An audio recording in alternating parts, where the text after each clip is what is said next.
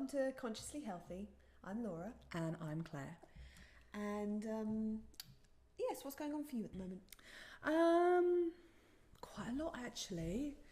Lots of change. And Are you about to embark on a rather interesting new diet?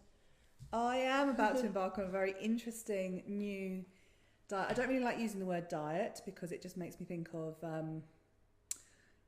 things like Slimming World and Weight Watchers, which is awful. And my diet food plan, and my diets are always around hormone stabilization. Yeah. And trying to get my hormones working properly.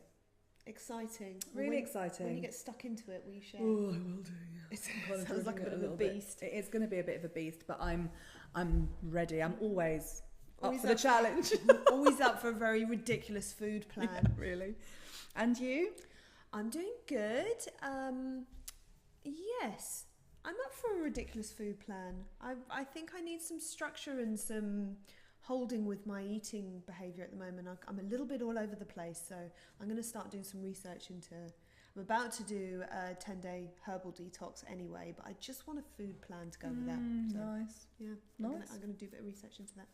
Anyway, we're not talking about food today, are we? We're not talking about food. I know it's quite unusual because we usually like to talk about food quite substantially. And a substantial amount of food. Don't we just? Yeah. But we are talking about relationships and bringing consciousness into relationships, aren't we? Yeah, I mean, we could talk about this a lot. And but we will. I think this one's going to be a bit of an introduction to how to bring consciousness into relationships. And we're not just talking about husbands, partners, we're also talking about family. Oh, yeah, absolutely. Like friends. any relationship. Yeah. That can be a work relationship, anything, absolutely anything. Relationship dynamic is one of my favourite things within the sphere of our... I have lots of favourite things, but it's definitely one of my favourite things. And it's actually quite timely. It was my 13th wedding anniversary. Oh, lucky for some. Yeah, lucky for some. And so, we've actually been together for 15 years, and we have been on we have ridden that roller coaster. And it's through my own roller coaster that I have learnt sort of some deep passion around relationship dynamics. And what I've learnt about in my my primary relationship with my husband, I have then been able to take out into the wider world. So with friends and family and all that kind of stuff. So we're talking about bringing consciousness into relationships because we're big believers that, any of our behaviours, any of our processes, we can change them. We have to just bring consciousness to them. And something that happens quite a lot in relationships is nobody's perfect. Thank goodness, because that would be so dull. But what we often try and do is, we see where someone's flaws or imperfections are. And we start to, and there's often behaviours around them, and we start to collude with the behaviours so that we don't end up in conflict, or to make life a little bit easier, or to paper over the cracks, or to not want to confront or provoke the people in our lives. But what happens when we do that is that we railroad over our own boundaries a little bit. So I'll give you a really good example. I was at the gym this morning with my dearest darling, and I struggled to wake up this morning a little bit, and so we get to the gym and I just clocked the time and said, do we need to leave whatever time? And he said, well, no, I won't be finished my set, and besides which we're late because you didn't get out of bed. There was a lot of kind of you and blame and accusatory stuff. And I sort of sat with that for a moment and I thought, yeah, okay. Now what I could usually do is just ignore it. But by ignoring it, I'm colluding with the behaviour, which ultimately is not conscious behaviour. And I'm committed to being in a conscious relationship, therefore breaking apart these little behaviours that we have, which are quite childish, They're things that have served us in the past. And so I just looked at him and very kindly said, I wonder what it would be like if you didn't use an accusatory you statement. I wonder what it would be like if you were actually to own what's going on for you. And he said, well, I was going to be late or, whatever. And I said, okay, so what would be the solution to that? And after just having a little conversation, he was like, well, I guess I could leave earlier than you. And I was like, yeah, there you go. Take your power back. You don't need to blame me. You can take your power back. And it's so easy to collude. it's so easy to just collude with somebody's opinion or their beliefs just because you don't want to have a bit of a ruckus. Yeah, oh, it's the curse of the people pleasing. Oh, the curse of the people pleasing. And it can be, the difficulty with people pleasing is if you do have that kind of behaviour where you're always putting other people first, it can lead to a lot of resentment, and then that overspills, and then the dynamic in the relationship is it can get very icky, very angry, and actually the honesty about what is going on doesn't come through, and you can really feel it in the relationship.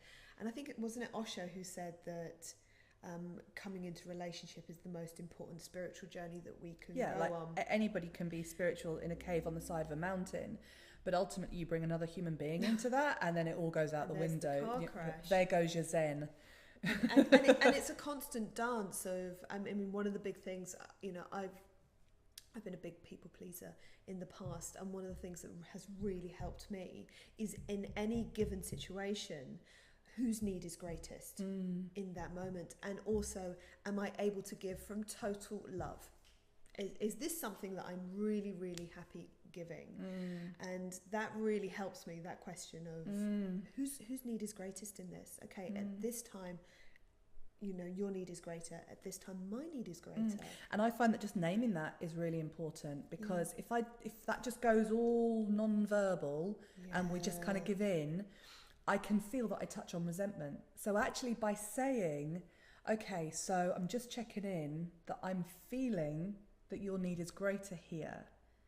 And by saying that, I don't then end up in resentment, because it's not non-verbal. I've named it, it's out there in the open. Yeah, or if I don't do that, then what I would then do is say, I'm just touching on resentment because I didn't state my needs. So it's not I'm touching on resentment because you did this. It's I'm touching on resentment because I didn't do this, or because I need to do this in future. So it's a real way of starting to bring consciousness into your relationships. And I'm such a believer, and I know you are too, that there is just so much gold and so much learning in, you know, constantly throughout relationships, constantly. And so it's like in any situation, we all have the ability to grow and learn and evolve. Every situation, you know, who's emptying the dishwasher, who's cooking dinner, we all have the opportunity to grow and evolve. And sometimes something will happen and we deal with it from an old behaviour pattern. So we deal with that out of fear or anxiety or, you know, this collusion or walking on eggshells, whatever it might be. And the opportunity is to kind of decide afterwards, okay, how could I have dealt with that differently? If I'd have not dealt with that out of fear and anxiety, how might the greater good have been got to? I really like that, because I know that when we first start looking and bringing awareness to our stuff, and then we get ourselves into a situation where that stuff comes up, it's very common for us to, I shouldn't have done that. Oh, I should know better. And actually, there's a real opportunity to not beat yourself up about going back into old behaviours, because there's a reason that behaviour is coming up. And that is the gold that we look for. Why is that behaviour coming up, and how do we address it, and how do we change it? And ultimately, I mean, this is all a journey. I think it was Lenny Kravitz who said in one of his songs that you can make the same mistake over and over again until you learn, and then you can move on. So sometimes he was wise. He's been very wise, was Lenny. And so it's very much about that. And I think the Dalai Lama says, we're just full of quotes right now. I read a book by the Dalai Lama, and he talks about karma and lessons. And he said that the same lesson will come around, and it's just got a different disguise on. So it's the same lesson in a different disguise, and it keeps coming round. But the more you ignore it, the faster it comes round, till you're literally dealing with that same thing over and over and over again, and you go, okay, all right, I get it. Okay, I'm going to change it. The amount of courses I've been on where I've gone, okay, right, I'm here to sort out this issue, I'm here to heal, and I just want to get through this and on to the next thing. And then, you know, 3 weeks later, the stuff that I've been working on comes up again, and I go, really? Again? I've got to deal with this again? But there'll be another aspect that I need to deal with, particularly in relationships. And I find relationships one of the most challenging things to work on in my life. it's all very well and good being able to, you know, work on my health and work on my emotions and all the stuff that I can control over in this direction. On your mountain in a cave. But as soon as bring in that other person, and it's a whole different ball game. Yeah. So that's just touching on how we look at relationships. Have a top tip. Top tip. My top tip is by not shoulding yourself, not I should know better, but actually in a situation where you go, this is familiar, we've been here before. Yeah. Maybe in a different disguise, maybe it wasn't about the same issue, but it's the same dynamic, it's the same behaviours. Actually just sitting back and completely objectively thinking, how can I deal differently with it next time? Yeah, lovely. What's the greater good here? I think that feeds into my top tip is it's worth sitting down and having a think about, okay, this situation has come up, and then think about a situation that has come up 6 months ago, and then a situation that has come up, say, 10 years ago, and see if you can join the dots. See what the lesson is in those three things, and there'll be some real gold in there. Yeah, absolutely. Remember to subscribe. Bye for now.